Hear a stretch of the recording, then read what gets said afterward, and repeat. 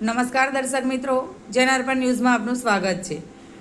વડોદરા શહેરના ખંડેરાવ માર્કેટ 4 રસ્તા પાસે આવેલા બ્રજ સિદ્ધિ ટાવર ખાતે આવેલ એક ઝેરોક્સની દુકાનમાં કામ કરતો યુવક પોતાના મોબાઈલ ફોનથી એક પરિણીત મહિલાનો વિડીયો ઉતારી રહ્યો હોવાની પતિને જાણ થતાં તેને તે યુવકનો મોબાઈલ ફોન ચેક કરતા તે યુવકે મહિલા સહિત અન્ય યુવતીઓના પણ વિડીયો ઉતારેલા તેના મોબાઈલ ફોનમાં મળી આવતા યુવકે પોલીસ કંટ્રોલ રૂમમાં જાણ કરી હતી। આ યુવકના ફોનમાં નાની બાળકીના પણ 30 વિડીયો મળી આવ્યા છે। તે વ્યક્તિ પાસેથી મળેલ આધાર કાર્ડ પર તેનું નામ મિતેશ બારિયા હોવાનું જાણવા મળ્યું છે। આ વ્યક્તિને પકડી લોકોએ પૂછતા તે નશાની હાલતમાં હોવાનું તથા કંઈ જવાબ આપતો ન હતો। આખરે લોકોએ ભેગા થઈ તેને પોલીસને સોંપી દીધો હતો અને નવાપુરા પોલીસ વ્યક્તિની અટકાયત કરી મોબાઈલ ફોન કબજે લઈ તપાસ હાથ ધરી છે। આવા જ નવા સમાચાર જોવા માટે જોડાઈને રહો જનરપર ન્યૂઝ સાથે। અમારી ચેનલને લાઇક કરો, શેર કરો, સબસ્ક્રાઇબ કરો। ધન્યવાદ। એ થયેલું વિગતવાર શું હતું?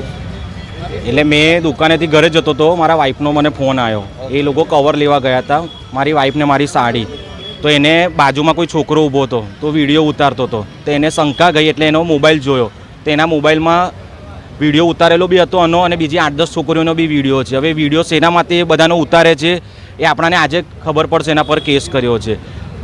કઈ જગ્યા પર આ વિડીયો ઉતારતો હતો? આ બ્રજ સિદ્ધિ કોમ્પ્લેક્સ હતું, કઈ એમાં કંઈ ઝેરોક્સની દુકાનમાં નોકરી કરે છે અને એના મોબાઈલમાં 8-10 વિડીયો નીકળ્યા છે। હવે આ વિડીયોનું એ શું બ્લેકલિસ્ટમાં કરે છે કે શું કરે છે, અને આજે આ કેસ આપણે આ ઉપરના લઈ ગયા તો કદાચ મારા ખ્યાલથી કંઈ રેપ બી થઈ શકે છે આ કોમ્પ્લેક્સમાં। કેટલા દિવસથી અગાઉ વિડીયો ઉતારે છે, કોઈ એવી આઈડિયા? ના, આપણને તો આજે જ ખબર પડી, પણ આજ સુધી મને લાગે છે કોઈએ કમ્પ્લેન કરી નથી, કેમ કે 8-10 વિડીયો એના મોબાઈલમાં છે ને નાની નાની છોકરીઓના બી એના ફૂટેજ છે। મોબાઈલ મારી જોડે જ છે, તમે કહેતા હોય તો ફૂટેજ બી હું તમને હમણાં બતાવી શકું છું। મોહિતભાઈ, એ ટેકનોલોજી અત્યારે આવી રહી છે કે કોઈના શરીર પર કોઈનો ચહેરો પણ લાગી શકે। હા, શું લાગી રહ્યું છે કે આ તો કદાચ મારા વાઈફ હોય કે બીજી કોઈ બી દીકરીઓ હોય, આજે વડોદરા નગરી એટલે સંસ્કારી નગરી કહેવાય છે, એટલે કાલે આ ઉઠીને કંઈ મિસયુઝ કરે તો કઈ જવાનું, આની જિમ્મેદારી કોણ લેશે? વિડીયો જરીક બતાવજો ને।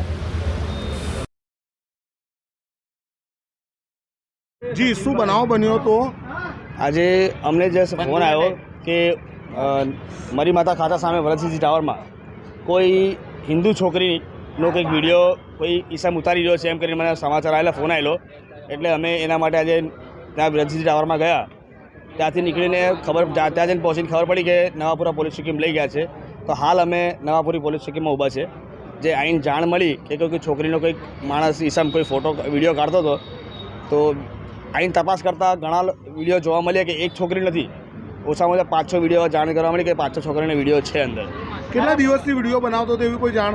એવી એક્ઝેક્ટલી જાણ નથી, પણ જ્યાં પણ અમારી જે પ્રાથમિક જાણ પડી છે એટલે કે ભાઈ આ છોકરો છોકરીનો વિડીયો કાઢી રહ્યો છે, જે આજના સમયને હાલ પૂરતી સમયને હિસાબે કે એ ટેકનોલોજીનો ઉપયોગ કરીને કે દુરુપયોગ થઈ શકે છે, એના આધારે આપણે નવાપુરા પોલીસ ચોકીમાં જેમને જે પ્રાથમિક હિસાબે જે કમ્પ્લેન કરી છે એના સપોર્ટમાં અમે લોકો ઊભા છે। તમે કયા સંઘમાંથી આવ્યા છો? હું વિશ્વ હિન્દુ પરિષદમાં અમારે પોતાનું સંગઠન છે ધર્મરક્ષક સનાતની સેના। કેટલા માણસો આવ્યા છો તમે લોકો? આજે અમે 3 જણા ઊભા છે, એટલે અમને જે બાતમી મળી કે આજે હિન્દુ સંગઠનનું છે એ હિસાબે અમે પહોંચ્યા છે।